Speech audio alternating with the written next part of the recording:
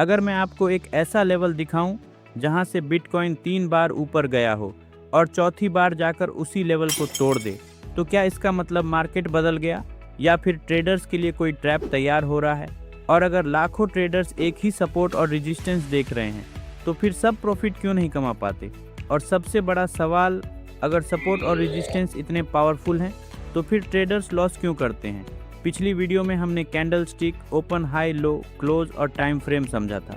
अब उस नॉलेज को इस्तेमाल करते हुए हम चार्ट पर सबसे इम्पोर्टेंट लेवल्स पढ़ना सीखेंगे।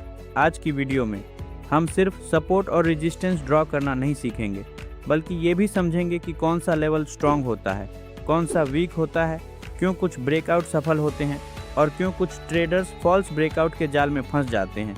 वीडियो के अंत तक आप किसी भी चार्ट पर इंपॉर्टेंट सपोर्ट और रेजिस्टेंस लेवल्स पहचानना शुरू कर देंगे। तो चलिए शुरू करते हैं। सबसे पहले एक सिंपल एग्जांपल समझिए। मान लीजिए आपने एक गेंद को ज़मीन पर गिराया, गेंद नीचे आई, ज़मीन से टकराई और वापस ऊपर चली गई। अब सोचिए, अगर गेंद बार बार उसी ज़मीन से टकराकर ऊपर जाए तो वो ज़मीन क्या बन गई? सपोर्ट। अब उल्टा सोचिए, अगर गेंद ऊपर जाए और छत से टकराकर नीचे आ जाए तो वो छत क्या बन गई? रेजिस्टेंस। मार्केट भी कई बार इसी तरह बिहेव करता है, बस फ़र्क इतना है कि यहाँ गेंद की जगह प्राइस होता है। अब समझते हैं सपोर्ट आखिर होता क्या है।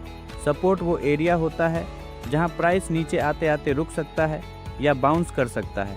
ऐसा इसलिए होता है क्योंकि उस एरिया में बायर्स एक्टिव होने लगते हैं, डिमांड बढ़ने लगती है और सेलर्स की ताकत कम होने लगती है, जिसकी वजह से प्राइस वापस ऊपर जा सकता है। लेकिन याद रखिए, सपोर्ट का मतलब ये नहीं है कि मार्केट यहाँ से ज़रूर ऊपर जाएगा। सपोर्ट सिर्फ एक ऐसा एरिया है जहाँ बायर्स एक्टिव हो सकते हैं। लेकिन यहाँ एक हिडन पॉइंट समझिए, सपोर्ट कोई मैजिक लाइन नहीं है और यही बिगिनर्स की सबसे कॉमन गलती होती है। वो चार्ट पर एक सिंगल लाइन खींच देते हैं, जबकि रियलिटी में सपोर्ट अक्सर एक जोन होता है, एक एरिया होता है।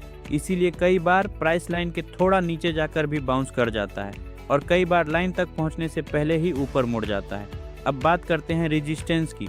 रेजिस्टेंस सपोर्ट का उल्टा है। ये वो एरिया होता है जहां प्राइस ऊपर जाकर रुक सकता है या वापस नीचे आ सकता है। क्यों? क्योंकि उस एरिया में सेलर्स एक्टिव हो सकते हैं, सप्लाई बढ़ सकती है और बायर्स की ताकत कम हो सकती है। लेकिन एक बात हमेशा याद रखिए, सपोर्ट हमेशा काम नहीं करता, रेजिस्टेंस हमेशा काम नहीं करता। अगर ऐसा होता तो दुनिया का हर ट्रेडर करोड़पति होता। मार्केट प्रोबेबिलिटी पर चलता है, सर्टेनिटी पर नहीं। अगर अभी तक वीडियो समझ आ रही है तो लाइक ज़रूर कर दीजिए। इससे मुझे पता चलता है कि ये कॉन्सेप्ट्स आपको क्लियर लग रहे हैं। और अगर अभी तक सब्सक्राइब नहीं किया तो कर लीजिए, क्योंकि आगे हम मार्केट स्ट्रक्चर की पूरी जर्नी समझने वाले हैं। अब सबसे इम्पोर्टेंट सवाल, सपोर्ट और रेजिस्टेंस ड्रॉ कैसे करें?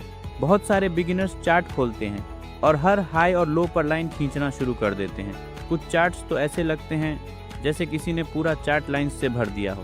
प्रोफेशनल ट्रेडर्स ऐसा नहीं करते। वो सबसे पहले चार्ट को जूम आउट करते हैं, फिर उन एरियाज़ को देखते हैं जहां प्राइस कई बार रिएक्ट कर चुका हो। अगर प्राइस किसी एरिया से बार बार ऊपर गया है तो वो सपोर्ट जोन हो सकता है। अगर प्राइस किसी एरिया से बार बार नीचे आया है तो वो रेजिस्टेंस जोन हो सकता है। जितनी ज़्यादा रिएक्शंस उतना लेवल इम्पोर्टेंट हो सकता है। अब यहाँ एक और इंटरेस्टिंग सवाल आता है, क्या सारे सपोर्ट और रेजिस्टेंस एक जैसे होते हैं?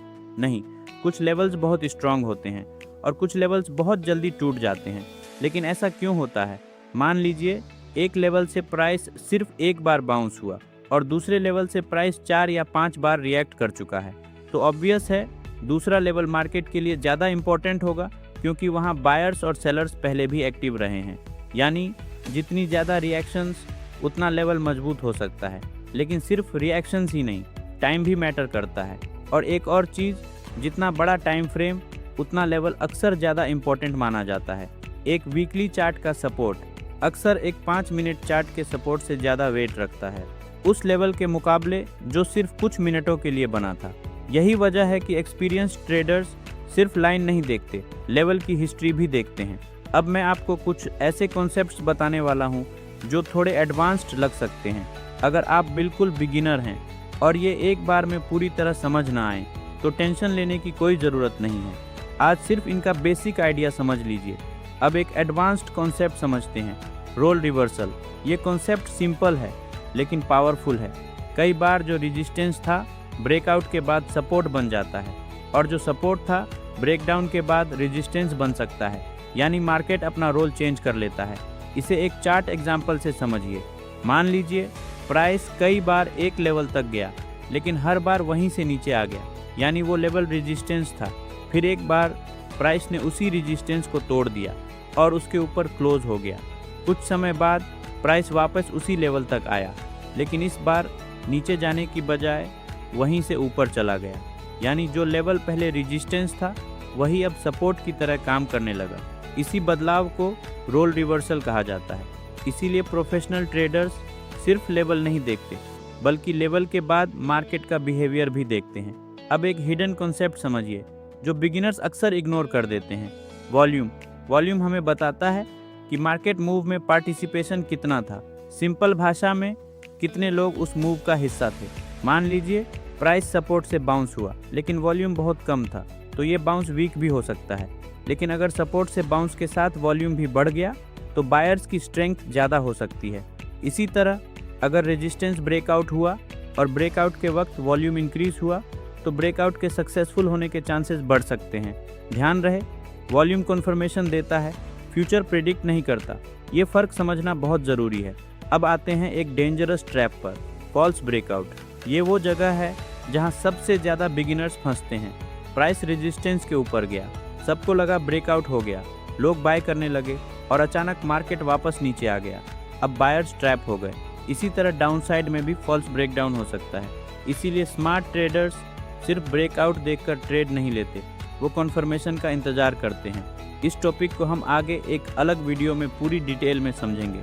अभी सिर्फ इतना समझ लीजिए कि ये ट्रैप एग्जिस्ट करता है और इसी वजह से पेशेंस यहाँ भी सबसे बड़ा वेपन है। अब एक बहुत इंपॉर्टेंट माइंडसेट समझिए, सपोर्ट और रेजिस्टेंस भविष्य बताने वाली चीज़ नहीं है। ये सिर्फ ऐसे एरियाज़ हैं जहाँ मार्केट रिएक्शन दे सकता है। ध्यान दीजिए, मैंने कहा रिएक्शन दे सकता है, रिएक्शन देगा ही ऐसा नहीं। यही माइंडसेट प्रोफेशनल ट्रेडर्स को अलग बनाता है। वो प्रेडिक्शन नहीं करते, वो पॉसिबिलिटीज़ को मैनेज करते हैं।